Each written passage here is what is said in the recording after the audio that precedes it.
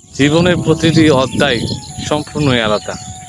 কোনো অধ্যায় হয়তো আপনি সুখ পাবেন, কোনো অধ্যায় হয়তো আপনি দুঃখ পাবেন, কোনো অধ্যায় হয়তো আপনার কোনো শিক্ষামূলক কোনো কিছু পাবেন, কোনো অধ্যায় হয়তো আপনি জীবনে কারো কাছ থেকে এমনভাবে কোনো কিছু নিবেন যে আপনার জীবনে মোড়টাই ঘুরে যাবে। তো এই যে প্রত্যেকটা অধ্যায় নিয়ে মূলত মানুষের জীবনের এক একটি গল্প হয়, এক একটি কাহিনী হয়।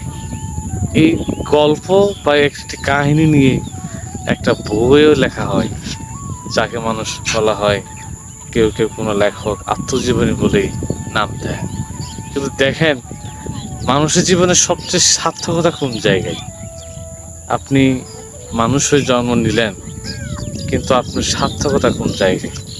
এই জিনিসটাই তো খুঁজতে হবে, তাই না? এই যে দেখেন, রাস্তাঘাটে কত ঘটনা ঘটছে, যে ঘটনা মানুষ হিসাবে দেখাও খুব কষ্টের, কিংবা মানুষ হিসাবে ঘটানোটাও খুব কিন্তু উচিত না। রাস্তাঘাটে মানুষকে আপনি পাথর মেরে একবারে শেষ করে দিলেন জীবনটা, একবারের জন্য চিন্তা করলেন না ওর একটা ছেলে আছে, কিংবা মেয়ে আছে, কিংবা সংসার আছে।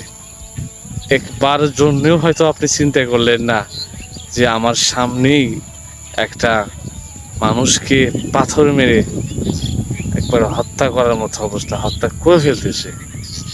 আমি রাস্তা দিয়ে যাচ্ছি, আমি আমার নিরাপদের জন্য যাচ্ছি, আমি আমার ব্যবসার জন্য যাচ্ছি, আমি আমার পাশ কাটিয়ে চলে যাচ্ছি, কিন্তু আপনি তাকে বাঁচাতে কিংবা তাকে কোনোই সাহায্য করলেন না। কিন্তু চিন্তা করছেন, এই দৃশ্যটা যদি আপনার সাথে হয়তো হয়তো কোনো এক সময় আপনার সাথেও হবে। কারণ মানুষের প্রত্যেক ঘটনাগুলো জীবন চক্রের মতো ঘুরে। আজ আপনি হয়তো প্রকৃতির সাথে বা মানুষের সাথে যে ধরনের আচরণ করেন, কিংবা আপনার সাথে যে ধরনের আচরণ করেন, আজ না হয় কাল, না হয় কোনো দিন আপনার সাথে এই আচরণগুলো ঘটবে।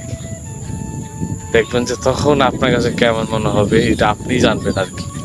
তো এই কারণেই মানুষ হিসাবে আপনার কি করতে হবে, একটা মানুষের যে গুণাবলী থাকা দরকার, যে মানুষকে সাহায্য সহযোগিতা করা, মানুষের সাথে সহমর্মিতা দেখানো, মানুষকে মায়া করা, এই মানুষকে সম্মান করা, শ্রদ্ধা করা, এগুলো আপনাকে করতে হবে। আপনি যদি না করেন, দেখবেন যে আপনাকেও কেউ করবে না।